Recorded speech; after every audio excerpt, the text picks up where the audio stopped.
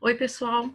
Eu sou Daniela Campolina, eu sou professora da Educação Básica em Minas Gerais e sou doutoranda na UFMG e participo do programa Queen Elizabeth Scholars da York University no Canadá.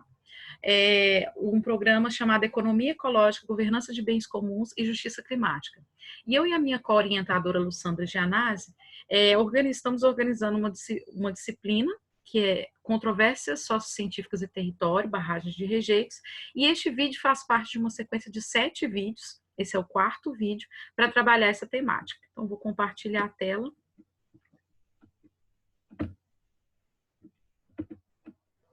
para iniciar.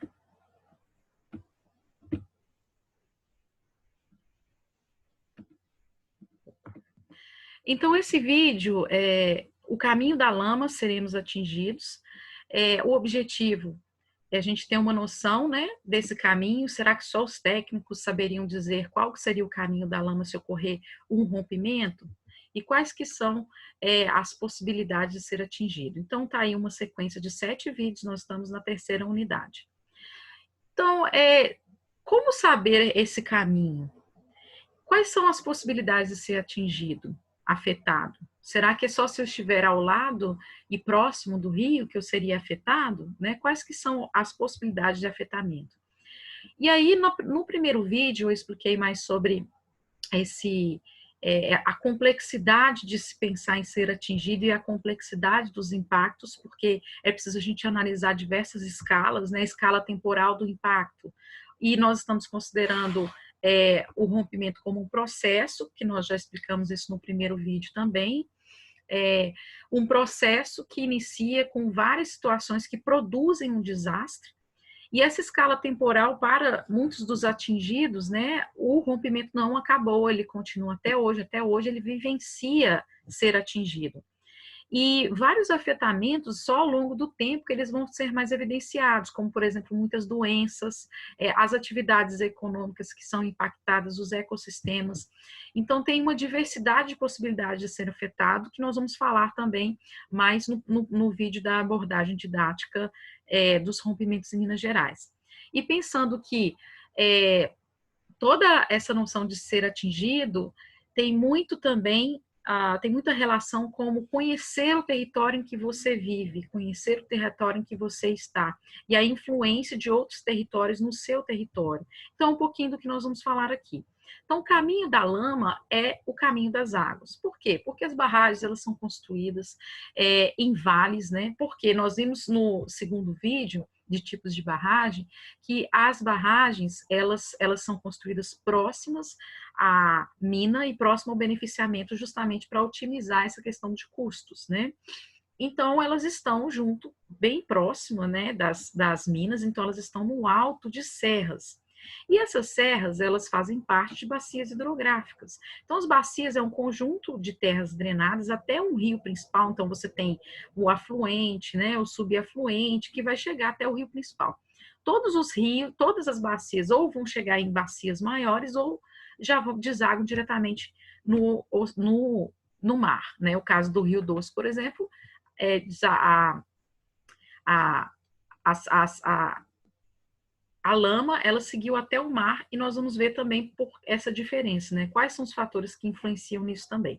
Então, o mesmo município, ele pode ter bacias, ele vai ter geralmente bacias diferentes. E no caso dos municípios de Minas Gerais, que tem muitas serras, né?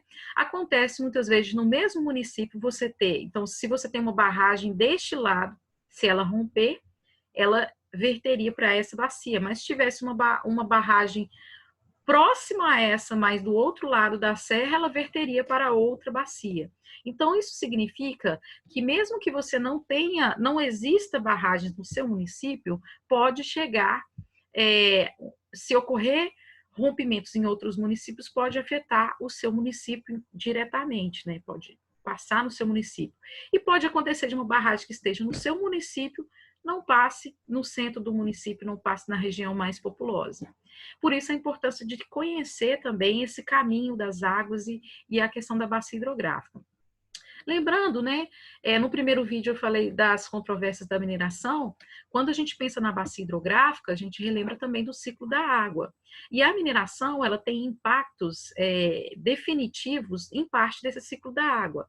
Porque é muito comum, né? Claro, a água é uma substância química que se renova pelo ciclo da água. Mas como nós usamos a água, que é a água doce, líquida e potável, ela já não está disponível para a população, para várias populações, né? E cada vez tem diminuído a disponibilidade dessa água da forma como nós consumimos. E no caso da mineração, ela afeta diretamente a infiltração e o armazenamento da água em aquíferos, aqui na região do quadrilátero, especialmente em Minas Gerais. E, retomando aqui, apesar dos desenhos serem esses, na verdade, quando nós pensamos numa análise territorial, isso aqui tem várias influências. E essas influências diversas convivendo em territórios e territorialidades diferentes, formas de ocupação diferentes e uso e ocupação desse território. Então, aqui é uma visão contextualizada, né? E considerando a mineração, o conceito de alto, médio e baixo é muito importante também na bacia, porque as mineradoras geralmente estão no alto. Então, tudo que acontece aqui, né, ela aproveita as barragens, elas são construídas aproveitando a topografia. Então, você tem geralmente vales que são preenchidos e se constrói um dique, né? Então, você otimiza, porque aqui já é naturalmente o desenho, né, das serras. E vem o dique construindo e que vai alimentando essa barragem com rejeitos. Então, ou seja, esse vale, ele no fundo, ele já é um caminho da água preferencial, ou ele tem um córrego ou um caminho preferencial. Então, se chover, a tendência é ir por esse caminho. E aí, o que acontece? Se acontece um rompimento, naturalmente, a lama vai seguir esse caminho preferencial também. É uma questão física, né? E aí, qual que é o problema? As barragens estão aqui. E aí, a gente tem todo mundo que está jusante abaixo como possíveis afetados de intensidades e maneiras diferentes. Então, só para a gente entender um pouco dessa questão do território, no caso do território da bacia hidrográfica, né, que ele não coincide com os limites administrativos. Então, as bacias hidrográficas, elas têm os limites que são os pontos mais altos, que são os divisores de água, e esses limites foram construídos ao longo de processos geológicos de bilhões de anos. Então, enquanto que as cidades, os municípios e os países, eles são construções administrativas, né? São limites administrativos. Aqui, só para uma analogia, todo mundo está inserido numa microbacia, né? Então, que vai desaguar numa subbacia e que vai desaguar numa bacia. Então, aqui em Belo Horizonte, na capital de Minas Gerais, nós tem duas microbacias do Rio das Velhas, que é a microbacia do Ribeirão, do Ribeirão Arrudas e do Ribeirão Onça, que elas são compostas por bacias menores também. Então, nesse contexto, eu estou falando de micro por causa do contexto do São Francisco. Então, se eu fosse considerar, por exemplo, o Ribeirão Arrudas, que vai desaguar no Rio das Velhas, que vai desaguar no São Francisco. É claro que o São Francisco vai ter não só o Rio das Velhas, tem vários outros rios que vão desaguar para formar essa bacia hidrográfica do São Francisco, inclusive o Rio Paraupeba, que foi afetado em 2019 pelo rompimento da Vale em Brumadinho e no Rio Paraupeba. Então, para nós entendermos um pouco como que o limite físico ele é diferente do limite administrativo, a bacia do Rio São Francisco, ela atravessa vários estados, ela atravessa Minas Gerais, Bahia, e vai desaguar na divisa de 2 estados do Nordeste. Então, a gente está falando de 2.800 quilômetros de rio, né? E o agravante é porque nós estamos aqui no alto da bacia do São Francisco e no alto do Rio das Velhas. Então, a gente está no alto do alto. Isso é muito grave porque o que acontece nessa região do quadrilátero pode impactar uma área muito maior. Isso vai depender do que tem no meio do caminho e isso vai depender também da quantidade de lama. Porque, por exemplo, teve um rompimento em 2014 no Canadá, um rompimento de uma barragem, e a lama no meio do caminho tinha um lago glacial enorme, profundo. Então, ou seja, parte dessa lama, ela não seguiu o rio porque tinha um lago imenso no meio do caminho. Isso não significa que não há impactos até hoje nesse lago, porque esse lago, por exemplo, ele está relacionado com o ciclo reprodutivo do salmão. Então, ou seja, sempre haverá impactos, mesmo que de maneiras diversas. Aqui, só para contextualizar, né, a Bacia do São Francisco, em Minas Gerais. Aqui na capital, nós estamos na Bacia do Rio das Velhas. Estamos no alto da Bacia do Rio das Velhas e a Bacia do Rio das Velhas já está no alto da Bacia do São Francisco. Então, contextualizando a questão dos municípios, aqui nesse mapa, a gente tem a numeração dos municípios que compõem a Bacia do Rio das Velhas, são 51 municípios, e Belo Horizonte está bem aqui no alto da bacia, né? Assim como o quadrilátero também.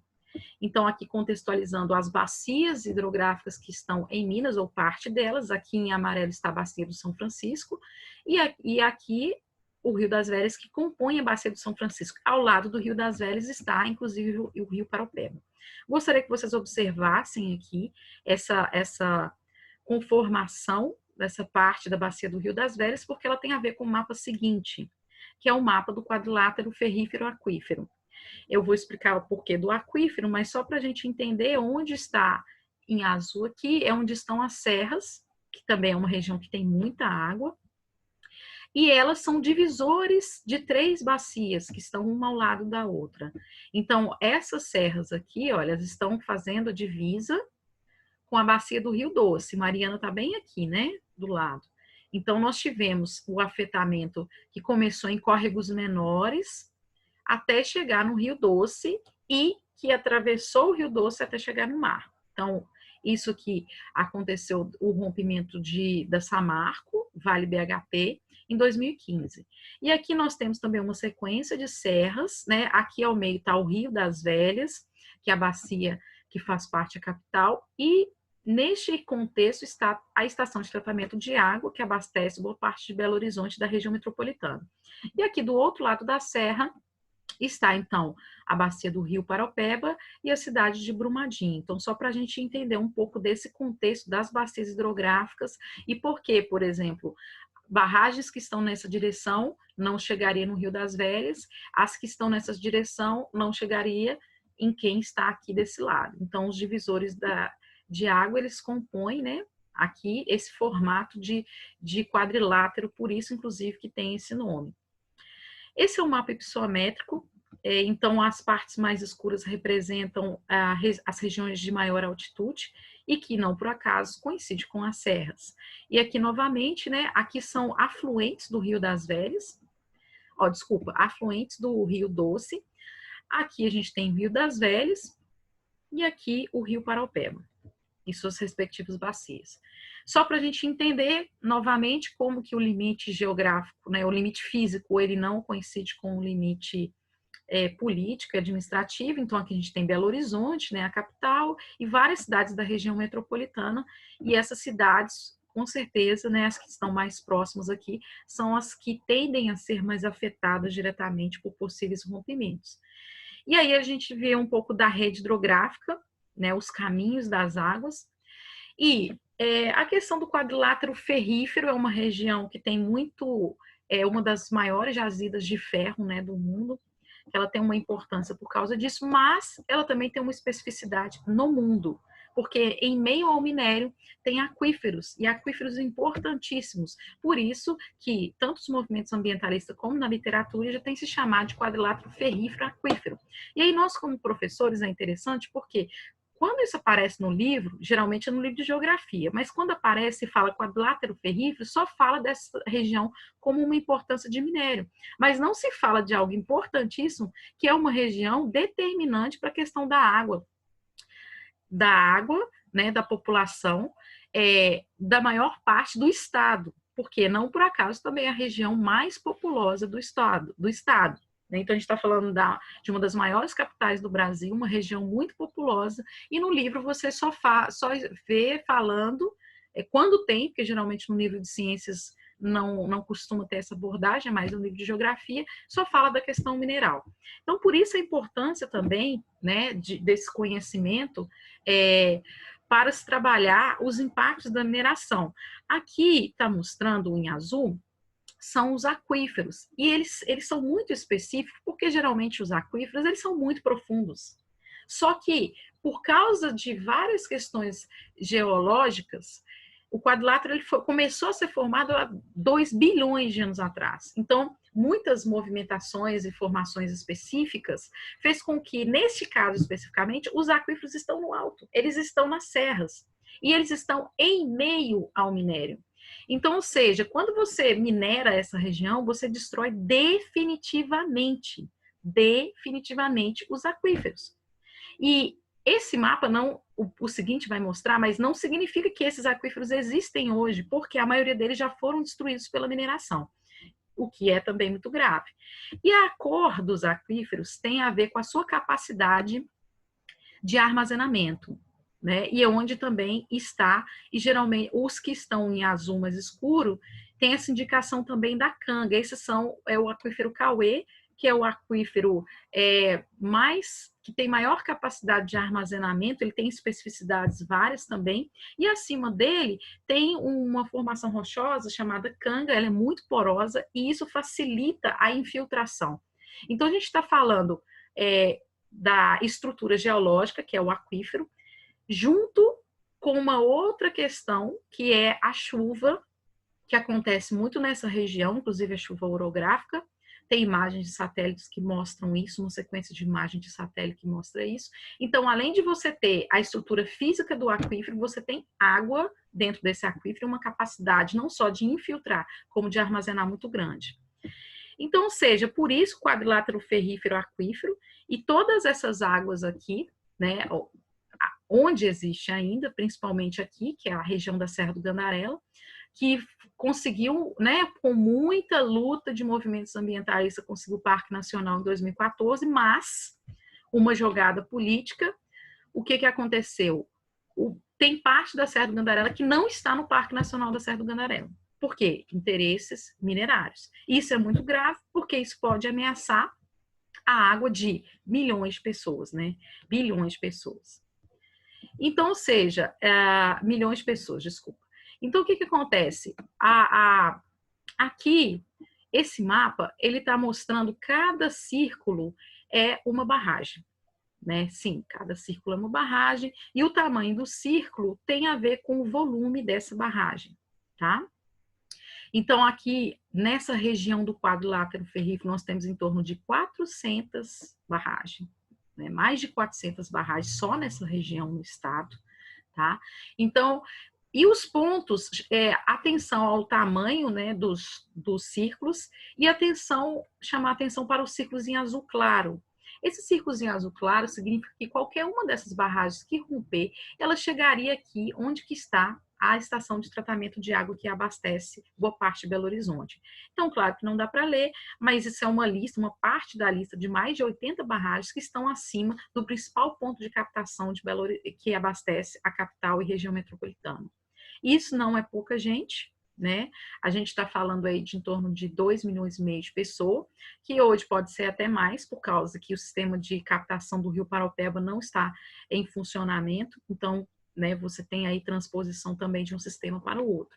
Então, entender de onde que vem a sua água também é importante para você pensar se você é ou não um atingido ou um atingido em potencial. Então, por exemplo, Santa Luzia. Santa Luzia, quase 100% da água de Santa Luzia vem do Rio das Velhas, né? Então, seja barragens que podem estar a quilômetros de distância, pode deixar de um dia para o outro a cidade sem água.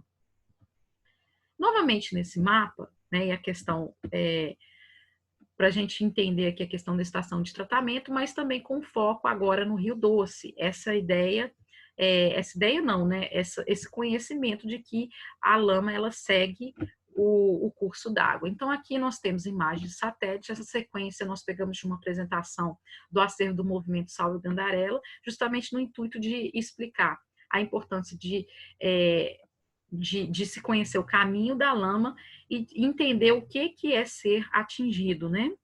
Essa atenção é importante também para se cobrar medidas, né, de segurança. E aqui, então, está a região de Bento Rodrigues e o complexo minerário. Nessa sequência, nós temos o que nós chamamos de caminhos preferenciais de água. A maioria deles são córregos e nascentes, mas quando chove, mesmo que não sejam córregos o tempo todo, quando chove, esse é o caminho preferencial. E tem os córregos mesmo. Novamente, né, a região de Bento Rodrigues. Então, a imagem de satélite e depois do rompimento. O que acontece? Como previsto, né, a lama, ela segue o caminho dos rios. E aí, nós questionamos, por exemplo, os documentos, porque os documentos técnicos, que são os estudos de impacto ambiental, o relatório, né, de impacto ambiental, falava que só essa região ia ser afetada, não falava de mais nada, né? Mas a lama seguiu por 600 quilômetros. Né? Então, inclusive para nós, professores e sociedade também, questionar os documentos que são entregues, os documentos técnicos que são entregues por técnicos para fiscalizadores técnicos. Então, a importância também de nós termos esse conhecimento para questionarmos os documentos que existem. Bento Rodrigues estava no que foi definido em 2017, atenção à data, porque as leis são muito recentes. Essa é uma portaria do Departamento Nacional de Produção Mineral, que hoje, atualmente, é a Agência Nacional de Mineração, define essa área como zona de autossalvamento. Né? Zaça, interessante, né?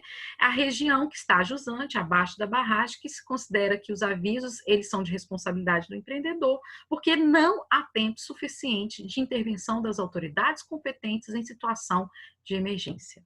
Né? E qual que é a definição dessas áreas? Então, essas áreas estariam até 30 minutos de distância, a lama, né, teria até 30 minutos para chegar, ou estaria a 10 quilômetros. Agora, muito interessante, né? Autossalvamento. Essa imagem é uma imagem da barragem de Casa de Pedra em Congonhas, né?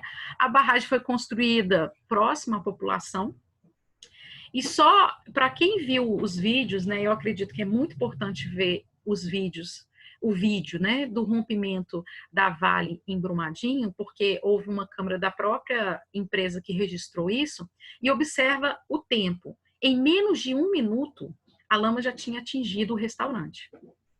Um restaurante com várias pessoas no horário de almoço, e um restaurante numa zona de autossalvamento. Então, como que uma pessoa vai se autossalvar em 1 minuto? Então, os movimentos ambientalistas chamam essa região de zona de morte, porque como que você vai se autossalvar? Né? E isso é muito cruel. E saber se você está numa zona de autossalvamento, ou mesmo que você esteja numa zona secundária, de uma mancha secundária, é importante também saber esse processo.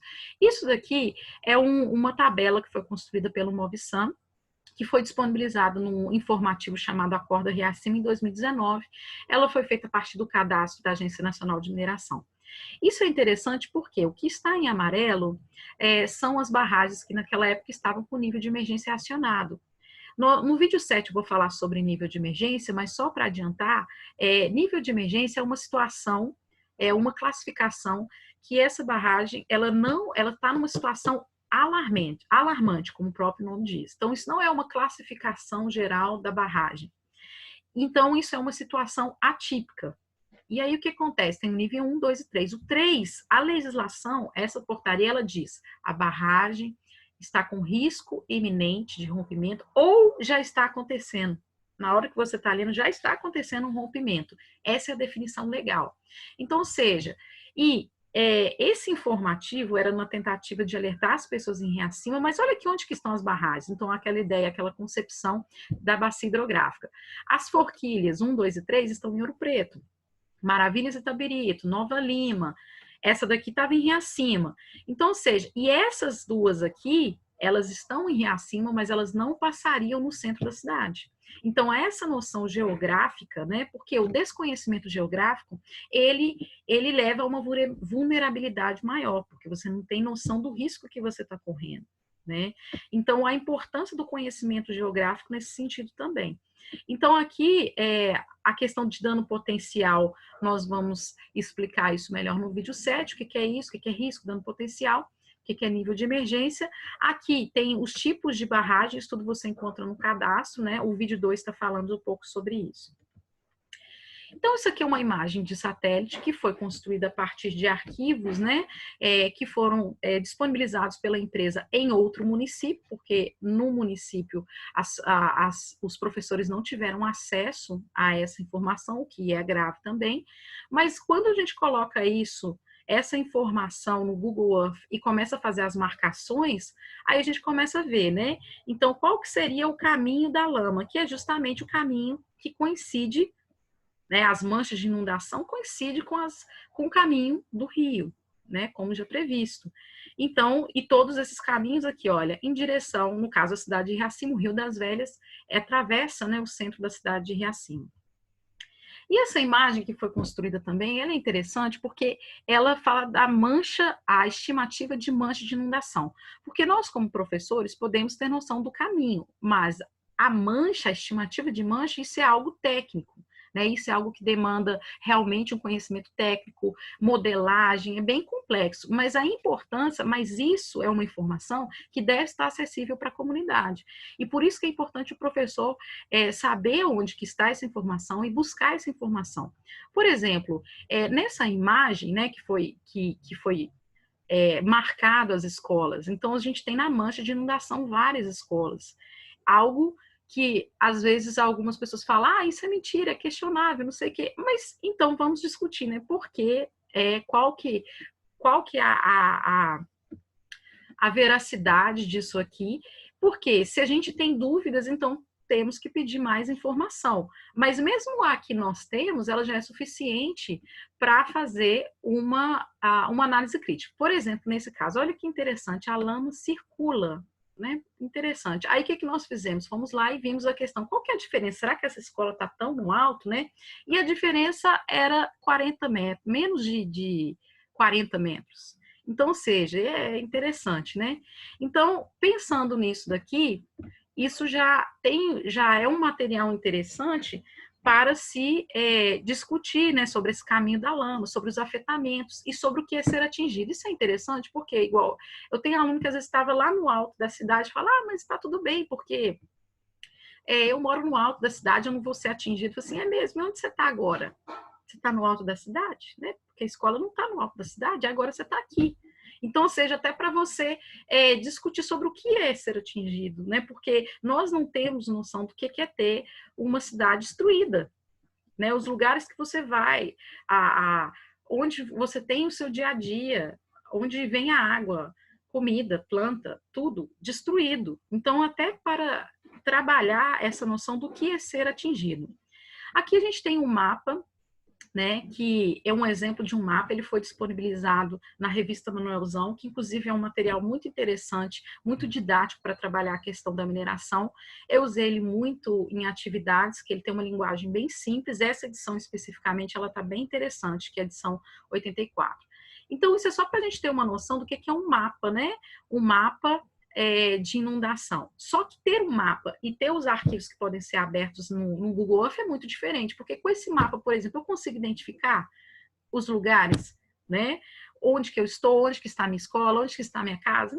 Não consigo. Né? É um cenário e esse mapa ele tem que ter, junto com o mapa, no plano de ação emergencial, tem que ter também os arquivos que são de uma extensão chamada KNL, que nós podemos abrir no Google. Com esse arquivo, é possível, inclusive, nós termos informações, né, das manchas de inundação e também começar a analisar algumas coisas interessantes, né? Nesse caso, quando nós começamos a analisar, nós vimos que existe uma sequência de barragens no mesmo rio, no mesmo córrego. Aí, por exemplo, a Auxiliar B2, né, que é da Minérios Nacional, que é da Companhia Siderúrgica Nacional. A Auxiliar B2 está em nível 2 de emergência. Nossa, então a gente tem que ficar de olho na B2. Mas tem mais 3 debaixo dela. Então, isso significa que se ela romper, ela vai chegar nas outras 3. E olha aqui o caminho, né? Até chegar lá no centro da cidade. Então, isso aqui foi uma imagem de satélite. Essa imagem ela foi salva a partir de uma análise. Então, onde estão as barragens? A gente encontra isso no Cadastro Nacional de Mineração. A gente consegue, no Cadastro Nacional de Barragens, a gente consegue isso no Estado também, no cadastro do Estado, mas a gente essa análise geográfica é só quando a gente começa a analisar o território mesmo. Isso não está escrito lá, né? E as possibilidades didáticas de trabalhar isso. Aqui, gente, foi como nós recebemos o arquivo. Muito interessante que nós recebemos o arquivo com a mancha de inundação azul. Isso é complicado porque isso pode gerar uma dúvida, porque azul é uma cor padrão para água, né? Aí o pessoal da geografia vai poder dizer isso melhor. Mas como assim um empreendedor envia uma mancha de lama azul? Tendencioso, né? Então, o que nós fizemos? Colorimos essa mancha, porque é possível, nós vamos ver isso na nossa webinar aula, as ferramentas que tem no Google, que a gente consegue salvar uma imagem como essa daqui, né? A gente coloca as indicações do que a gente quer indicar e pode também colorir a mancha que já existe com outras cores. E aí, nós fomos, né, analisando outras coisas. Fomos lá ver as forquilhas, forquilha 1 e 2, por exemplo. E tem coisas que a gente pode não ter certeza, mas é um exercício interessante para a gente discutir, não só entre nós, mas com os alunos também. Aqui, olha, bem próximo está a zona de autossalvamento, a zona de sacrifício, de morte.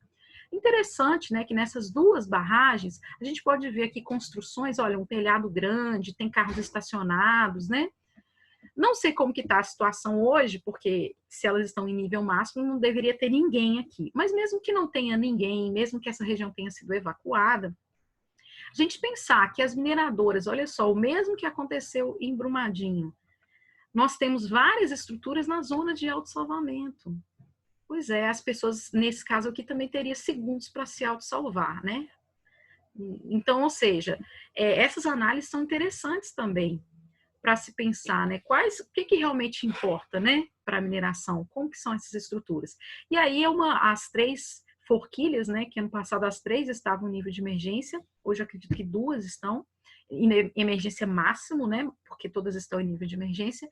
E aí, um trabalho que nós fizemos, a mesma mancha, mas que nós conseguimos colorir ela com a cor mais aproximada da lama, que seria o mais real. E essa tendência que são das barragens serem próximas. Por quê? Qual que é o objetivo da mineração?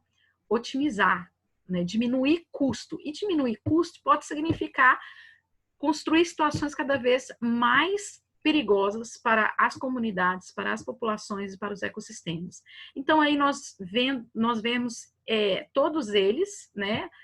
Pode parecer um pouco confuso, mas às vezes é interessante de ver, geralmente, como que realmente é complexo, né? A quantidade de barragens e todas elas seguindo aí, neste caso, né, para o centro da cidade.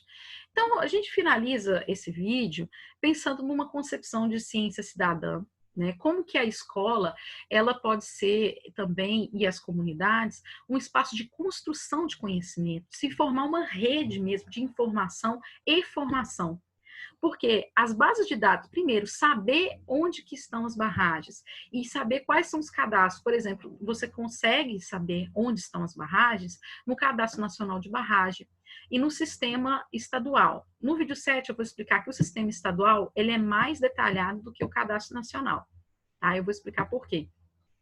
E isso tem informações básicas de barragem, mas a mancha de inundação, né, ela tem algumas barragens que é obrigatório ter um documento, né, com essa mancha de inundação, eu vou explicar também no vídeo 7, que estaria num documento que seria o plano de segurança de barragens. A última parte desse documento é o plano de ação emergencial, né, e nele tem essa estimativa de mancha de inundação. Porque o caminho, se a gente tiver a rede hidrográfica e se nós tivermos onde estão as barragens, é possível a gente definir, nós mesmos vermos qual que é o caminho, mas daí a mancha realmente só e mesmo assim uma estimativa, né, dessa mancha. E a importância o quê? Da gente saber onde estão esses dados base e utilizar a própria tecnologia também, né, um software livre, que é o Google Earth, para o quê? Analisar esses dados e produzir informações que podem ser trabalhadas tanto didaticamente, mas como também em ações na comunidade. E acredito que tudo isso tem a ver com a ciência cidadã, né? Uma ciência que ela não está só, a escola ela não está só recebendo, né, informação, ela também está produzindo. Então, é isso que a gente queria trabalhar nesse vídeo.